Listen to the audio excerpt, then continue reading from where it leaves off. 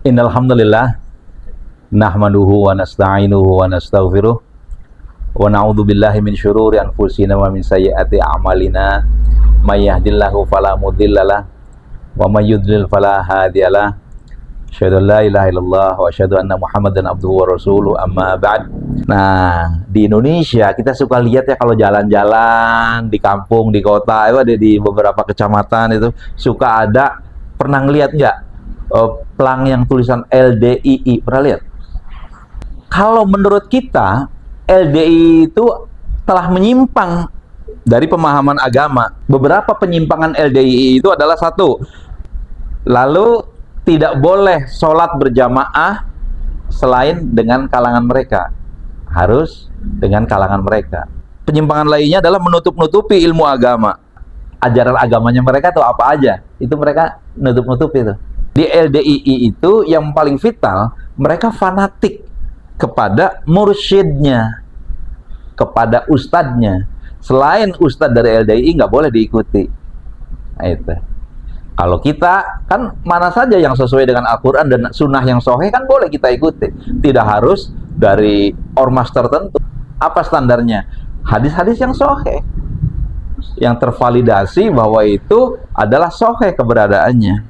Loh, kok berani yang mengkafirkan? Apa boleh? Ya ayyuhalladzina amanu idza dzaratum fi sabilillah fatabayyanu. Hai orang-orang yang beriman, apabila kamu berjalan di jalan Allah, fatabayyanu, berhati-hatilah. Kalau kita bergaul di jalan Allah, urusan agama, hati-hatilah, telitilah, fatabayyanu, diteliti. Wala taqulu liman alqa ilaikumus salama lasta mu'min. Dan jangan kamu mengatakan kepada orang-orang yang mengucapkan salam kepadamu, kamu bukan orang mukmin. Jadi hati-hati, jangan suka mengkafirkan sesama muslim. Ngerti nggak? Jangan, harus jelas kekafirannya di mana. Perintah sholat malah jangan sholat, perintah puasa malah jangan puasa, perintah haji malah jangan haji. Itu persoalannya. Justru mereka yang mengkafirkan kita. Rasulullah memberikan ancaman kepada orang yang mengkafirkan. Idza qala ar-rajulu li akhihi ya kafir faqad ba'a biha ahaduhuma. Jika seorang berkata kepada saudaranya, hai kafir, maka ucapan itu akan kembali kepada salah satu dari keduanya. Hati-hati. Tadi sudah dikatakan, di Indonesia nih banyak aliran sesat yang ngaku nabi tiap tahun ada aja. Ya dulu ya, kemarin kita bahas ya tentang nabi-nabi palsu tuh. Ngarang itu. Kata Rasulullah, sayaftariqu ummati ala 73 firqah. Umatku akan terpecah menjadi 73 golongan. Kullaha finnar illa wahidah. Semuanya akan masuk neraka kecuali satu. Qila man hiya ya Rasulullah? Siapa ya Rasulullah? Sahabat bertanya. Qala, Rasulullah bersabda, ma'ana alaihil yauma wa ashabi. Beliau menjawab, yang mengikuti aku dan para sahabatku. Tuh, ciri-cirinya ahlu sunnah adalah mengikuti apa, guru? Mengikuti Rasul dan sahabatnya. Tuh sahabat. Masa sahabat dikafirkan?